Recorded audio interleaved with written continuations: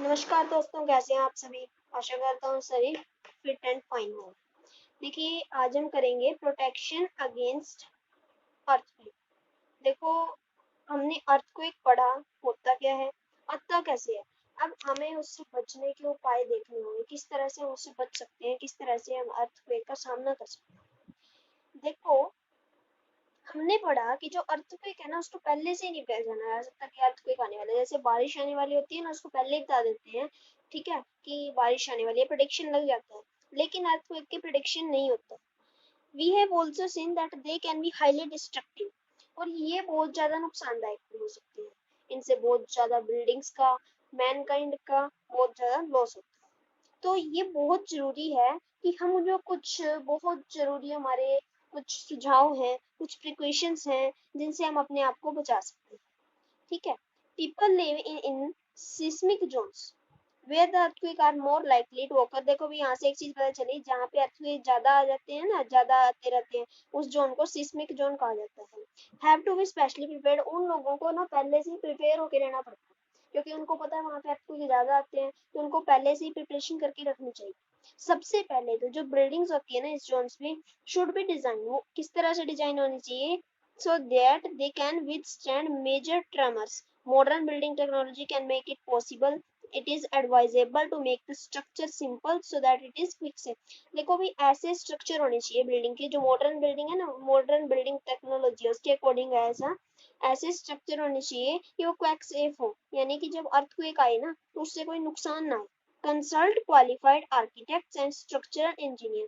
देखो भी, यहाँ पे पहला सुझाव तो क्या दिया कि हमारे जो क्वालिफाइड आर्किटेक्ट्स होते हैं, अच्छे शिल्पकार होते हैं, पढ़े लिखे बढ़िया, और जो इंजीनियर्स होते हैं स्ट्रक्चर से रिलेटेड, सबसे पहले तो बिल्डिंग बनाने से पहले उन्हें कंसल्ट करना चाहिए। दूसरा क्या होता है कि जो बहुत ज्यादा सिस्मिक एरिया होते हैं ना, जहाँ पे अर्थक्वेक ज्यादा आता रहता है, तो वहाँ पे जो मड और टिम्बर का यूज होता है ना, वो हैवी कंस्ट्रक्शन मटेरियल से सेफ होता है, क्योंकि जितना भारी मटेरियल होगा उतना ज्यादा ही लॉस होगा जब हमारी बिल्डिंग्स गिरेंगी।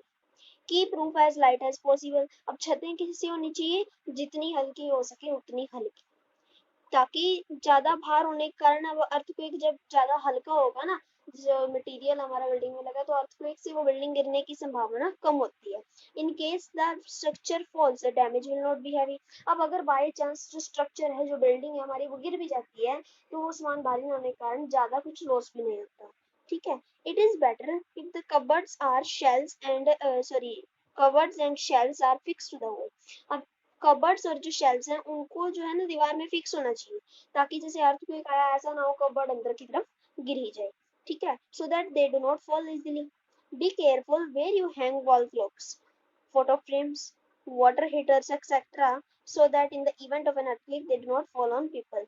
देखो भाई, जो ये चीजों का मैंने अभी नाम लिया, इनको भी अच्छी तरह से जो है एक फिट एंड फाइन जगह पे डालना चाहिए, टांगना चाहिए दीवार पे, ताकि जब अर्थक्वेक आए तो ऐसा ना हो कि लोगों के ऊपर गिरे।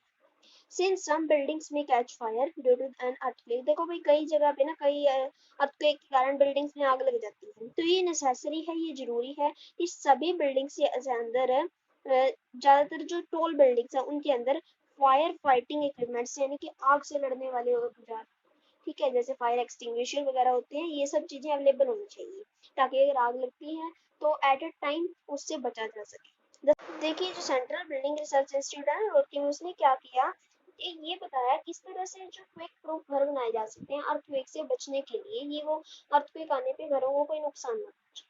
ठीक है। अब हमारा आता है कि अपने आप को हम अर्थक्वेक के केस में कैसे बचाएं। बाई चांस ऐसा इवेंट आ जाए, अर्थक्वेक आ जाता है, आप या तो घर के अंदर हैं या तो घर के बाहर हैं, तो किस तरह से अपने आप को बचा सकते हैं। देखिए, अगर तो आप घर के अंदर हैं, आपने अर्थक्वेक रुकने तक कहाँ पे बैठना है, टेबल के नीचे बैठ जाना है, और टेबल हो आपके घर में उसके नीचे बैठ जाना।